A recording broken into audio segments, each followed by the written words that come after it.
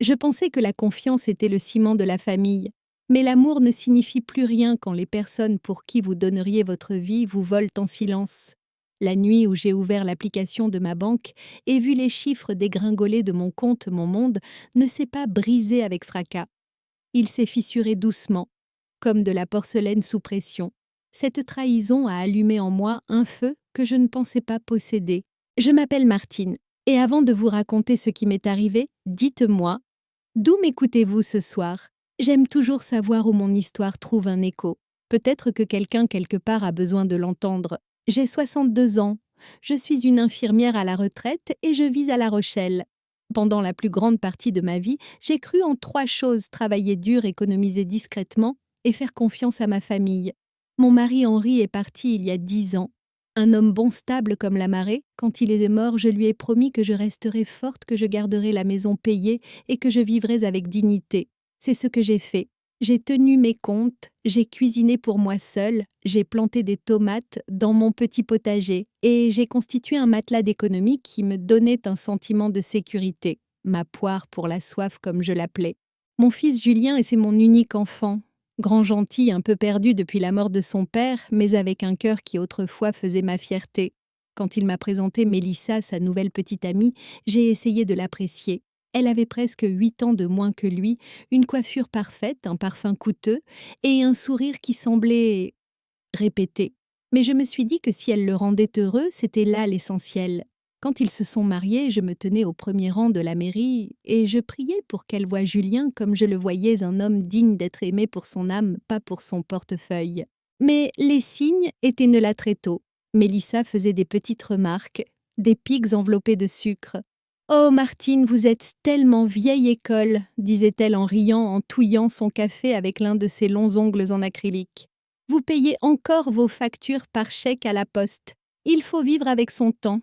Je souriais et je répondais: «La vieille école m'a permis d'avoir cette maison et une vie sans dette.» Julien riait nerveusement toujours, pris entre sa mère et sa femme. Je laissais glisser les commentaires parce que la paix comptait plus pour moi que l'orgueil. Quand Julien a perdu son emploi dans sa boîte de logistique pendant la pandémie, je n'ai pas hésité. Je leur ai fait un virement pour les aider avec le loyer et les courses. «C'est temporaire», m'avait-il dit. «On te remboursera dès qu'on pourra.» «Ne t'inquiète pas pour ça», lui ai-je répondu. La famille, c'est fait pour s'entraider. Et quand Mélissa m'a envoyé un texto une semaine plus tard: «Vous êtes un ange, Martine. On vous est tellement reconnaissant», je l'ai cru. Les mois ont passé. J'ai commencé à remarquer des changements subtils.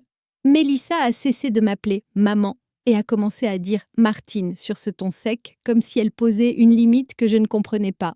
Quand il venait, elle faisait défiler son téléphone pendant que j'essayais de faire la conversation. Un jour, elle a mentionné presque nonchalamment: «Vous savez, ce serait tellement plus simple si vous me laissiez mettre en place des paiements automatiques pour vos factures. Je peux les gérer pour vous. Vous détestez tous ces trucs technologiques.»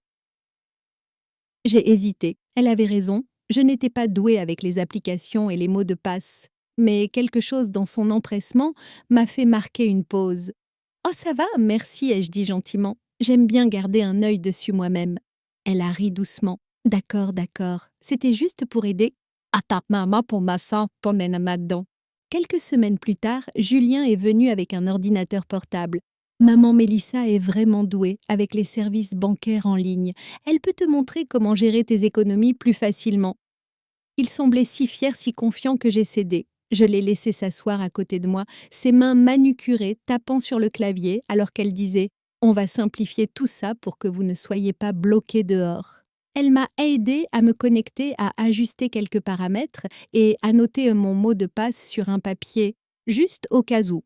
C'était la première erreur. Après ça, les choses se sont semblé redevenir normales. Je faisais des tartes, je regardais mes séries et je pensais que j'aidais simplement mon fils et sa femme à traverser une période difficile. Mais des petites choses ont commencé à me déranger. Le nouveau sac à main de Mélissa qui semblait bien trop cher pour un couple au chômage, la télévision flambant neuve livrée à leur appartement, la façon dont Julien évitait mon regard quand je lui demandais comment se passait sa recherche d'emploi. Puis un dimanche après-midi, alors que je faisais la vaisselle après leur départ, je me suis souvenue de quelque chose que Mélissa avait dit plus tôt: «Une fois que vous passerez au numérique, vous ne reviendrez jamais en arrière, Martine.» Je ne savais pas ce qu'elle voulait vraiment dire par là. Pas encore. Mais j'étais sur le point d'apprendre que parfois aider signifie tendre les clés de sa propre chute. Et j'étais déjà au bord du précipice. Cela a commencé par des murmures. Le genre de murmure qu'on n'est pas certain d'avoir entendu, mais qu'on sent vif comme une piqûre d'aiguille sous la peau. Un soir, Julien et Mélissa sont venus dîner. J'avais préparé un poulet rôti et un gratin dauphinois, le plat préféré de Julien depuis qu'il était petit. Pendant que j'étais dans la cuisine, j'ai entendu leur voix dériver depuis le salon. Je n'essayais pas d'écouter aux portes. J'allais juste chercher la saucière quand j'ai saisi le ton doux et feutré de Mélissa. Elle n'ira jamais vérifier les relevés de compte, dit-elle en gloussant.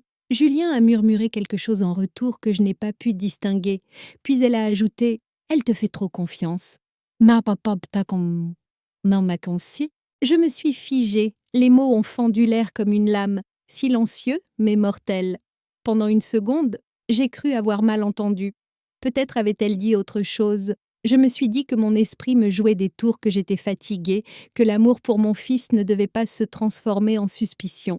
Quand je suis retournée dans le salon, ils m'ont tous les deux souri comme si de rien n'était.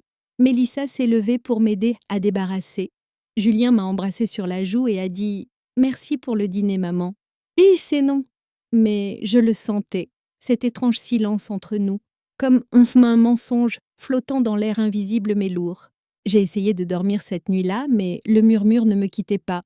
Elle n'ira jamais vérifier les relevés de compte. Le lendemain matin, j'ai chassé cette idée. Je me suis dit que je n'étais pas une de ces mères paranoïaques, mais de petites choses qui ont commencé à m'alerter. Ma carte bancaire a été refusée à l'épicerie. C'est peut-être une erreur du système, madame, m'a dit la caissière. J'en ai ri, j'ai payé en espèces, mais mon estomac s'est noué. En rentrant chez moi, j'ai décidé pour la première fois depuis des semaines de me connecter à mon compte bancaire. Il m'a fallu un moment pour me souvenir du nouveau mot de passe que Mélissa m'avait aidé à créer. Mes mains tremblaient en le tapant. Et là, je l'ai vu. 4 retraits, tous effectués au cours des 10 derniers jours. 200 €, 800 €, 500 €, 300 €. Chacun libellé, virement vers compte joint. Mes yeux ont parcouru les notes à côté de chaque transaction. Amélioration de l'habitat, dépenses personnelles, remboursement. Mais je vis seule, je n'avais approuvé aucune de ces dépenses. Pendant une seconde, j'ai pensé que c'était peut-être une erreur. Peut-être que Julien avait utilisé le mauvais compte. Peut-être un paiement automatique qui avait mal tourné. Mais en faisant défiler mon pouls, c'est accéléré. Les montants n'étaient pas aléatoires, ils étaient ciblés. Tous les quelques jours de petites sommes disparaissaient comme une lente hémorragie. Je suis restée assise là à regarder l'écran jusqu'à ce que mon propre reflet devienne flou. Puis, j'ai vu une note de virement qui m'a asséché la bouche. Pour Mélissa, approuvée par Monsieur Girard. Mon nom, falsifié. Mon premier instinct a été d'appeler Julien. Mais quelque chose, peut-être la fierté, peut-être le cœur brisé, m'en a empêché. Je voulais comprendre ce qui se passait avant de confronter qui que ce soit. Alors j'ai appelé la banque. La femme au bout du fil était polie, efficace et inconsciente de la tempête qui se levait dans ma poitrine. Madame Girard, dit-elle, les virements ont été effectués en ligne en utilisant vos identifiants de connexion. L'appareil a été enregistré à l'adresse de votre fils. Ma gorge s'est nouée. L'adresse de mon fils. Oui, madame, c'est ce que notre système indique. Tout correspond à l'autorisation. Je l'ai remercié, j'ai raccroché et je suis restée assise là en silence. Mes mains ne voulaient pas arrêter de trembler, non pas de peur, mais de rage. J'ai repensé à la voix de Mélissa, douce et suffisante. Elle n'ira jamais vérifier les relevés de compte. Eh bien, elle avait tort. Cette nuit-là, je n'ai pas pu manger ni dormir. Je n'arrêtais pas de repasser chaque petit détail. Mélissa me posant des questions sur mes mots de passe. Julien disant « Maman, c'est juste plus simple comme ça ». Son sourire serviable. Tous ces petits moments qui semblaient inoffensifs jusqu'à présent. J'ai regardé ma maison silencieuse, le foyer pour lequel j'avais travaillé 40 ans. Chaque recoin murmurait la confiance les années passées à économiser une vie bâtie honnêtement. Et maintenant, la femme de mon propre fils l'avait traité comme son distributeur automatique personnel. Mais je n'ai pas pleuré. Pas encore. Je me suis versé un verre d'eau, je me suis tenue près de la femme et j'ai murmuré dans la nuit. S'ils pensaient que je n'irais jamais vérifier, ils sont sur le point d'apprendre à quel point ils avaient tort. J'en avais fini d'être la mère gentille et naïve qui croyait que l'amour rendait les gens honnête. Maintenant, j'allais trouver la vérité. Et quand je l'aurai, je m'assurerai qu'il n'oublie jamais ce qu'il m'avait pris. Le lendemain matin, je me suis réveillée avec le genre de détermination que seule la trahison peut engendrer. Mon corps était lourd, mais mon esprit était vif-froid. J'avais été infirmière pendant 35 ans. Je savais comment rester calme, tout en saignant à l'intérieur. J'ai fait du café, je me suis assise à la table de la cuisine et j'ai ouvert mon carnet. Pour chaque transaction, j'ai noté la date, le montant, le motif indiqué. Amélioration de l'habitat, dépenses personnelles, remboursement, des mensonges tapés proprement à côté de mon nom. À midi, j'étais assise en face d'un directeur de banque nommé Monsieur Bernard, un homme que je connaissais depuis qu'il était adolescent, débutant comme guichetier. Martine, dit-il gentiment, laissez-moi regarder l'activité de votre compte. Ses doigts sont tapoté le clavier, le son résonnant comme un compte à rebours. Après un moment, son expression a changé. Le professionnalisme poli s'est mué en une inquiétude silencieuse.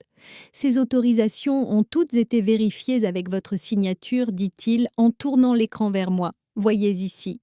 Je me suis penchée, l'estomac noué. Mon nom, Monsieur Girard, apparaissait en encre numérique à côté de chaque transaction. Mamie, ce n'est pas ma signature, ai-je dit catégoriquement. Il a hésité. C'est une signature électronique, générée à partir d'un échantillon téléchargé. Nous avons un fichier dans nos dossiers. On est sûr, et ça, un fichier. Mon cœur s'est serré. Qui l'a téléchargé? Il a cliqué sur quelques fenêtres en fronçant les sourcils. Ce téléchargement provient d'une adresse IP liée. Il s'arrêta au milieu de sa phrase. À la résidence de votre fils. Et son maman que m'a dit chut. Pendant un instant, je l'ai juste regardé. J'entendais le bourdonnement des néons, le faible bruissement de papier en arrière-plan. Puis, comme une vague froide, la vérité m'a submergée. Ce n'était pas un pirate informatique ou une erreur du système. C'était eux. J'ai remercié Monsieur Bernard, forçant un sourire poli alors, même que mes entrailles sordaient se tordent. Quand je suis sortie dans la chaleur de La Rochelle, le monde semblait le même. Ciel bleu, circulation soleil se déversant sur les trottoirs en briques. Mais tout me semblait faux. J'avais élevé mon fils pour qu'il sache mieux que ça. Je l'avais élevé pour qu'il vaille mieux que ça. Quand je suis rentrée chez moi, je me suis assise à mon bureau et j'ai ouvert mon ancien compte de messagerie. C'est là que je l'ai trouvé. Un message de la banque, datant de 2 mois plus tôt, confirmant l'autorisation de lier un accès joint pour Julien et Mélissa Girard. En pièce jointe, un fichier PDF.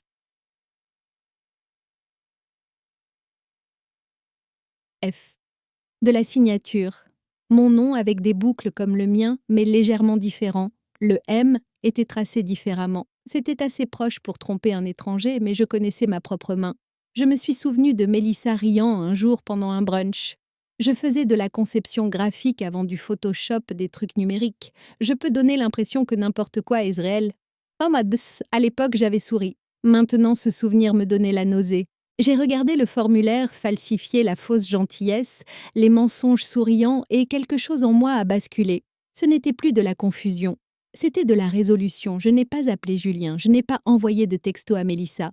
Au lieu de cela, j'ai commencé à rassembler des preuves, des captures d'écran de chaque transaction, de chaque email de confirmation, de chaque virement non autorisé. J'ai imprimé les relevés bancaires surlignant chaque ligne en jaune. J'ai même pris des photos des fichiers PDF avec l'horodatage. Des années de soins infirmiers m'avaient appris l'importance de la documentation. Le soir venu, la table de mon salon ressemblait à une salle de crise.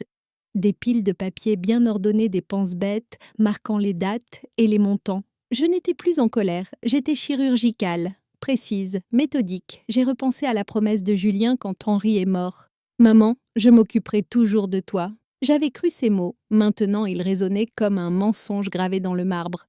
Quand le téléphone a sonné cette nuit-là, j'ai failli ne pas répondre. Mais c'était Julien, sa voix joyeuse. « Salut maman, je prends juste des nouvelles. Comment ça va ?»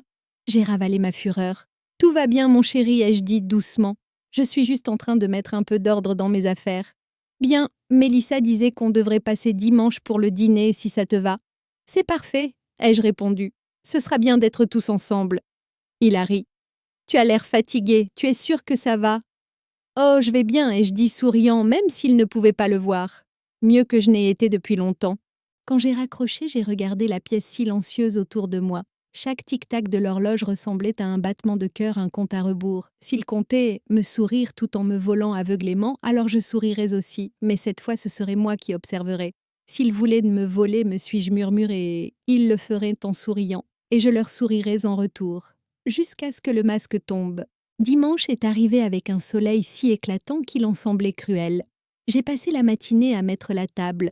Poulet rôti puré de pommes de terre, haricots verts, sautés à l'ail. Le genre de repas qui nous apportait autrefois du réconfort. Je voulais que la soirée ait l'air normal, qu'elle sonne normale, qu'elle semble normale. Même si rien en moi ne l'était. À 16 heures, j'ai entendu leur voiture se garer dans l'allée. Le rire de Mélissa flottait par la fenêtre ouverte. Ce ton aigu et poli qui m'avait paru charmant autrefois et qui me crispait la peau maintenant. Quand ils sont entrés, je les ai accueillis comme si tout allait bien. Julien, mon chéri, Mélissa, vous êtes à l'heure, ai-je dit, embrassant la joue de mon fils et tendant à Mélissa un verre de thé glacé maison. Vous avez l'air en forme.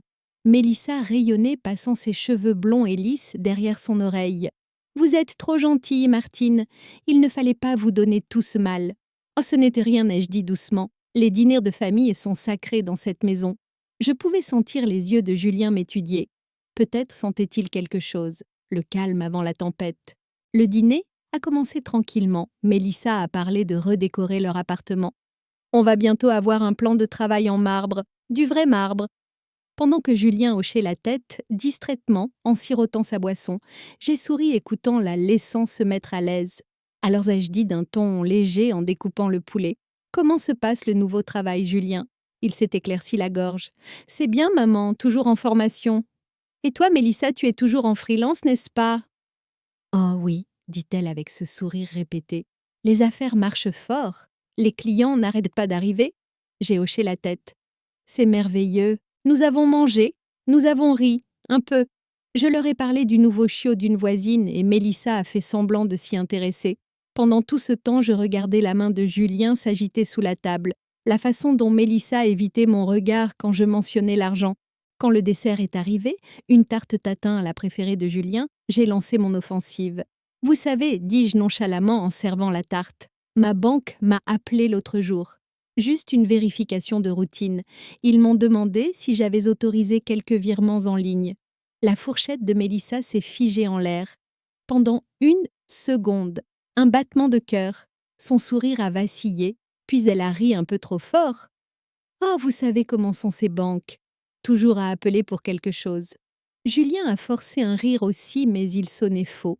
J'ai souri gentiment, pliant ma serviette. Tu as raison. Ça ne doit être rien. Nous avons fini le dessert dans un silence mal à l'aise. L'air semblait s'être épaissi. Le tic-tac de l'horloge de la salle à manger sonnait comme un compte à rebours.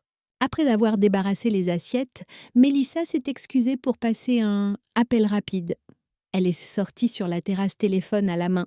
Je l'ai suivie discrètement, m'arrêtant juste derrière la porte de la cuisine, d'où je pouvais entendre à travers la moustiquaire. « Supprime ce message », siffla-t-elle dans le téléphone. « Non, j'ai dit supprime-le. Elle ne doit pas encore le savoir. » Son ton était sec, rien à voir avec la voix douce qu'elle utilisait à ma table. Mes mains tremblaient, mais je suis restée silencieuse. J'en avais assez entendu. Quand elle est revenue à l'intérieur, son sourire était de retour. Parfait et creux. « Désolée, urgence professionnelle », gazouilla-t-elle.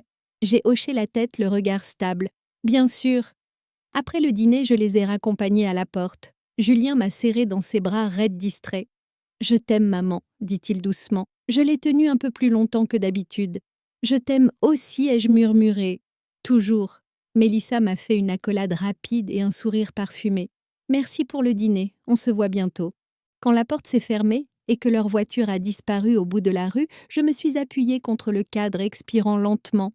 Le silence de la maison m'entourait lourd mais familier. Sur la table, 2 verres de thé glacé intacts brillaient encore sous la lumière. Le sien et le sien. Je suis retournée les voir, je les ai fixés un long moment, et j'ai murmuré « S'ils veulent jouer à des jeux, ils ont choisi le mauvais adversaire. » Cette nuit-là, j'ai pris chaque document, chaque capture d'écran, chaque fichier falsifié que j'avais collecté, et je les ai placés soigneusement dans une enveloppe brune intitulée « Vérité ». Demain, cette enveloppe trouverait son chemin vers quelqu'un qui saurait exactement quoi en faire. Et quand ce serait fait, je me suis promis que la prochaine fois que nous serions tous assis à une table, il ne sourirait plus. Le lundi matin, ma table de cuisine s'était transformée en champ de bataille, non pas d'armes, mais de vérité. Des piles de papier, des relevés bancaires, des retraits surlignés, et le dossier marqué vérité reposait là comme une armée silencieuse prête à marcher. J'avais dormi peut-être 2 heures, mais mon esprit était clair. Je n'étais plus la femme qu'il pensait de pouvoir duper. J'ai appelé Maître Dubois, mon ancienne voisine et amie, une avocate à la retraite qui s'était autrefois occupée de litiges successoraux. « Pouvez-vous passer ?» ai-je simplement demandé. « C'est à propos de Julien et de sa femme. » Elle est arrivée cet après-midi-là, ses cheveux gris tirés en un chignon serré, son ton calme, mais toujours aussi vif. « Martine, montrez-moi tout. » Pendant l'heure qui a suivi, j'ai tout étalé. Les signatures falsifiées, les fausses autorisations, la trace de l'adresse IP jusqu'à l'appartement de Julien. Elle a lu en silence, lâchant parfois un ou un eh bien, en voilà quelque chose. Quand elle a eu fini, elle a levé les yeux, son regard stable. Légalement, c'est une fraude, dit-elle. Mais comme c'est la famille, vous avez des options. Vous pouvez déposer une plainte officielle ou. Elle a marqué une pause, m'étudiant. Vous pouvez gérer cela discrètement avec un levier de pression. Un levier de pression, ai-je demandé. Vous avez des preuves, Martine. Vous pourriez porter plainte, mais parfois la meilleure justice n'est pas bruyante, elle est permanente. Je me suis adossée absorbant ces mots. L'idée de traîner mon propre fils devant un tribunal me rendait malade, mais les laisser s'en tirer avec ma confiance et mon argent, c'était impossible. Aidez-moi à protéger ce qui est à moi, ai-je dit finalement. Maître Dubois a souri faiblement. C'est exactement ce que nous allons faire. Pendant les jours suivants, nous avons travaillé discrètement. J'ai ouvert un nouveau compte et j'ai transféré les fonds restants, chaque euro qu'il me restait, hors de leur portée. Nous avons gelé le compte compromis, puis Maître Dubois m'a aidé à préparer des documents juridiques. Pas pour un procès, mais pour quelque chose de mieux, un accord de remboursement. Si Julien et Mélissa voulaient éviter un casier judiciaire, ils signeraient un contrat contraignant pour rembourser chaque centime avec intérêt. Et il y aurait une clause écrite en tout petit caractère: tout défaut de paiement entraînerait le transfert de la propriété de leur appartement à mon nom. Maître Dubois a appelé ça une assurance. J'appelais ça une justice poétique. Mais le vrai coup est venu 2 nuits plus tard. J'étais allée me coucher tôt, épuisée par le poids des secrets. Mon téléphone a vibré sur la table de nuit. Un message d'un numéro inconnu. C'était une photo. Julien debout dans une bijouterie, Mélissa à côté de lui essayant un bracelet en diamant. La légende disait « Votre générosité lui va à ravir ». Ouais, pas maman. Ma poitrine s'est serrée. Je ne reconnaissais pas le numéro, mais peu importait. Quelqu'un voulait que je sache. Peut-être une conscience au sein de leur cercle, peut-être le karma. Le lendemain matin, j'ai conduit jusqu'à leur appartement. La nouvelle voiture dans l'allée brillait argentée impeccable. Quand Julien a ouvert la porte, il a semblé surpris, peut-être un peu coupable. « Maman, tout va bien ?» J'ai souri. « Très bien, je voulais vous voir tous les deux. » Mélissa est apparue derrière lui, impeccable, comme toujours, un café à la main. « Martine, quelle surprise !» Je suis entrée, mes yeux balayant le décor sophistiqué. Un miroir mural de nouveaux rideaux, un plan de travail étincelant qui ressemblait étrangement à du marbre. Mon argent reflété sur chaque surface. « J'adore ce que vous avez fait, ici. » Ai-je dit, « Vous avez dû être bien occupé. » Mélissa sourit. « On a travaillé si dur. » Je vois ça. Julien s'est agité mal à l'aise. « Maman, c'est à propos de l'histoire de la banque. Tu sais, on allait te le dire. » Maman pensait chut. 10. J'ai levé la main calme mais ferme. « N'aggrave pas ton cas en mentant une seconde fois, Julien. » Il s'est arrêté. L'air est devenu lourd. Mélissa a posé sa tasse, son sourire vacillant. « Je ne suis pas ici pour me battre, ai-je continué. Je suis ici pour réparer. » J'ai sorti le dossier et je l'ai posé sur leur table. Lisez ceci attentivement. Maître Dubois avait préparé chaque mot parfaitement. Fraude, falsification, répercussions légales, restitution, remboursement. Le document détaillait tout. Le visage de Julien est devenu blême en tournant les pages. Les yeux de Mélissa allaient et venaient calculateurs. « Qu'est-ce que c'est censé être ?» lança-t-elle. « Votre porte de sortie, ai-je dit posément. Signez-le, et nous pourrons prétendre que c'était une erreur. Refusez, et je laisse la justice décider. » La voix de Julien s'est brisée. « Maman, tu ne ferais pas ça. Julien, ai-je dit doucement. Tu l'as déjà fait. Quand j'ai quitté leur appartement cet après-midi-là, ils étaient tous les deux assis en silence fixant les papiers qui pouvaient les sauver ou les détruire. En montant dans ma voiture, mon téléphone a vibré à nouveau. Un message de Maître Dubois. Tout est déposé. Une fois qu'ils auront signé, ce sera officiel. J'ai regardé leur immeuble, le soleil se reflétant sur ce nouveau plan de travail en marbre, et j'ai murmuré: Vous pensiez que vous pouviez me prendre ce qui est à moi et vous en tirer. Maintenant, chaque carreau, chaque coin de cet appartement vous rappellera à qui il appartient vraiment. Mais ce que je ne savais pas encore, ce que je n'aurais pas pu deviner, c'est que la trahison allait plus loin que l'argent volé. Parce que Julien n'avait pas seulement laissé Mélissa faire, il l'avait aidé à le planifier. Et j'étais sur le point de découvrir jusqu'où ils étaient allés. 2 jours se sont écoulés après que j'ai laissé ces papiers sur leur table. Pas d'appel, pas de visite. Juste le silence. Le genre de silence qui pèse sur la poitrine comme un aveu attendant de faire surface. J'ai passé ces jours à tailler les rosiers de mon jardin, à réorganiser de vieux albums photos, à faire n'importe quoi pour m'empêcher de faire les 100 pas. Mais de temps en temps, je jetais un coup d'œil à mon téléphone, m'attendant à moitié à ce que Julien m'appelle pour s'excuser. Il ne l'a pas fait. Le 3e soir, on a sonné à ma porte. À travers le verre dépoli, j'ai vu l'ombre de Julien, les épaules voûtées, la tête basse. J'ai ouvert la porte lentement. Mélissa n'était pas avec lui, ses yeux étaient rouges, le genre de rouge qui vient de la culpabilité, pas des larmes. « Maman, dit-il doucement, on peut parler. » J'ai hoché la tête et je l'ai conduit au salon, la même pièce où il construisait des tours de Lego quand il était petit. Maintenant, il ne pouvait même plus me regarder dans les yeux.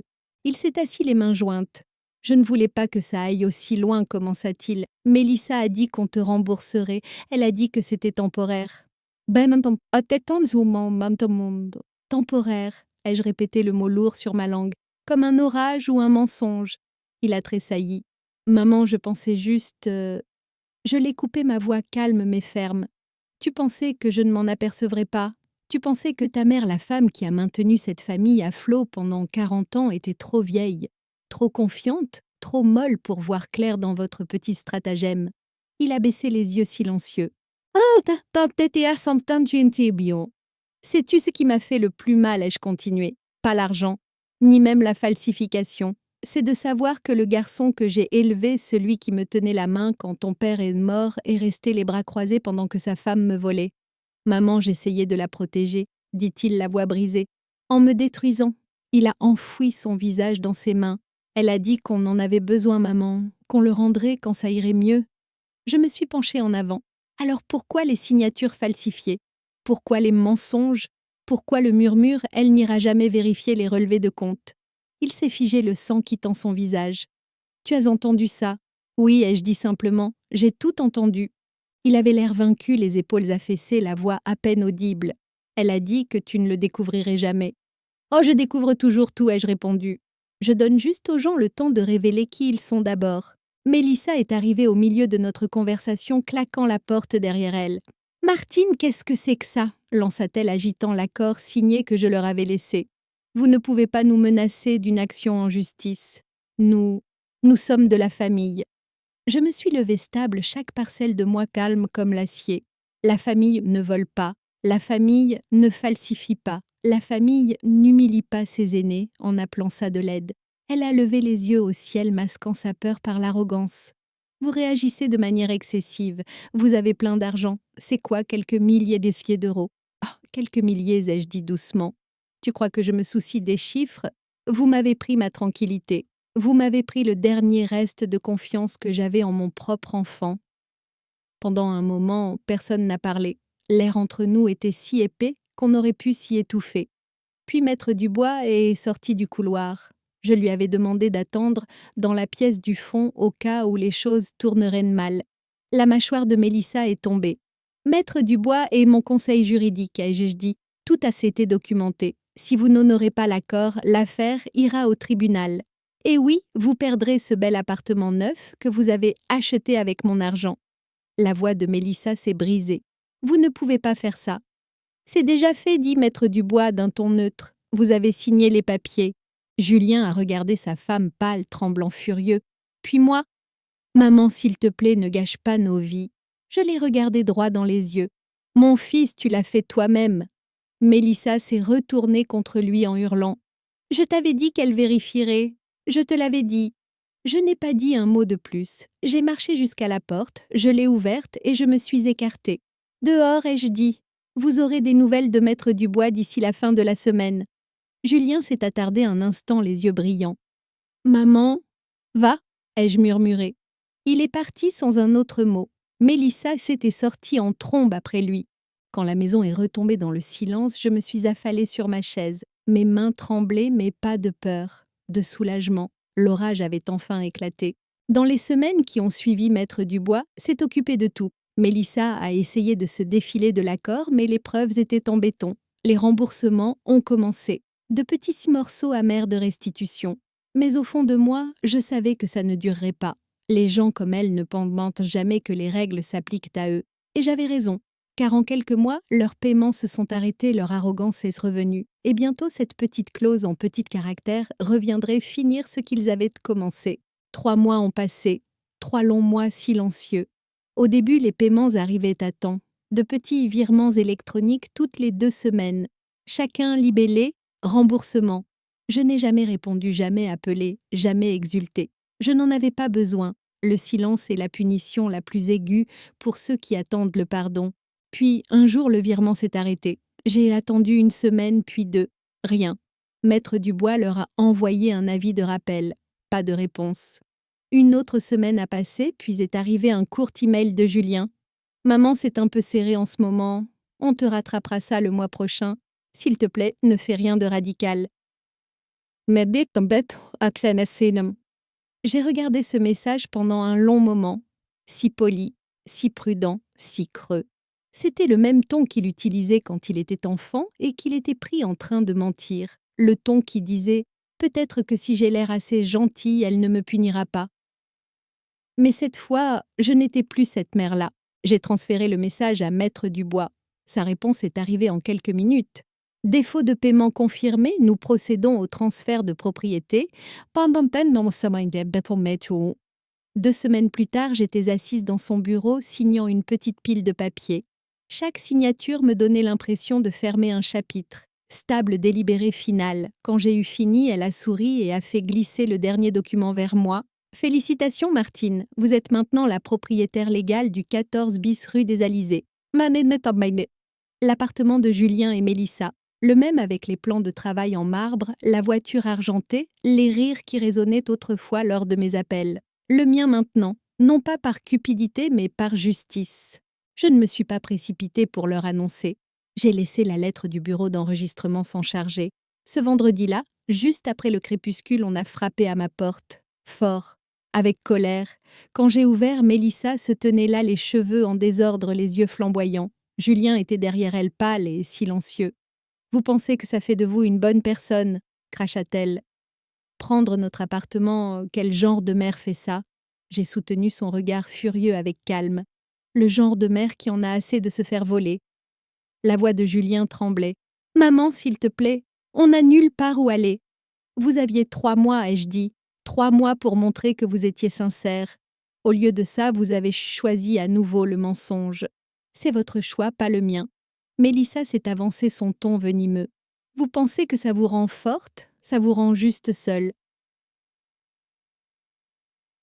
J'ai laissé ces mots flotter dans l'air, puis j'ai dit doucement « La force et la solitude vivent souvent dans la même maison, mais au moins, moi je peux me permettre de payer la mienne. » Elle a scié, sans voix. Julien l'a tirée en arrière, marmonnant « Laisse tomber, on y va. » Ils sont partis sans un autre mot, le moteur de leur voiture s'évanouissant dans la nuit. Quand j'ai fermé la porte, je ne me sentais pas triomphante. Je me sentais immobile, le genre d'immobilité qui vient après un long orage. La semaine suivante, j'ai visité l'appartement vide. Leurs meubles étaient partis, mais de faibles contours de leur vie demeuraient. Un clou dans le mur, une photo d'enfant, oubliée dans un tiroir la légère odeur du parfum de Mélissa. J'ai traversé chaque pièce lentement touchant le plan de travail, en marbre froid, la rempelisse, les planchers polis. Toutes ces choses que mon argent volé avait achetées. Dans la chambre principale, le soleil filtrait à travers des rideaux à moitié tirés. La poussière flottait comme des paillettes dans l'air. Cela ressemblait moins à une victoire qu'à une page tournée. Avant de partir, j'ai laissé une seule note sur le comptoir de la cuisine. Vous pensiez que je n'irais jamais vérifier les relevés de compte. Mais j'ai construit ma vie en faisant attention, Martine. Puis j'ai verrouillé la porte derrière moi. Ce soir-là, alors que j'étais assise sur ma terrasse avec une tasse de camomille, le coucher de soleil peignait le ciel en or. J'ai pensé à Henri, à la vie que nous avions bâtie sur l'honnêteté et le travail. J'ai pensé à Julien, le fils que j'aimais toujours même si je ne pouvais plus lui faire confiance. Et j'ai pensé à toutes les femmes comme moi, les mères, les veuves, les grands-mères, celles qui donnent trop et demandent trop peu, jusqu'à ce que quelqu'un leur rappelle à quel point elles sont puissantes quand elles disent enfin assez. J'ai souri pour moi-même doucement, mais sûrement. Ils pensaient que la gentillesse, elle était une faiblesse, ai-je murmuré. Mais ils ont oublié. Même les voix douces peuvent rugir quand on les pousse trop loin. J'ai bu une lente gorgée de tisane regardant la dernière lumière s'éteindre. Pour la première fois depuis longtemps, ma maison, ma vie me semblait entièrement mienne à nouveau. Une paix pas parfaite, pas sans douleur, mais méritée. Et j'ai réalisé que c'était là la plus vraie des richesses que j'aurais jamais.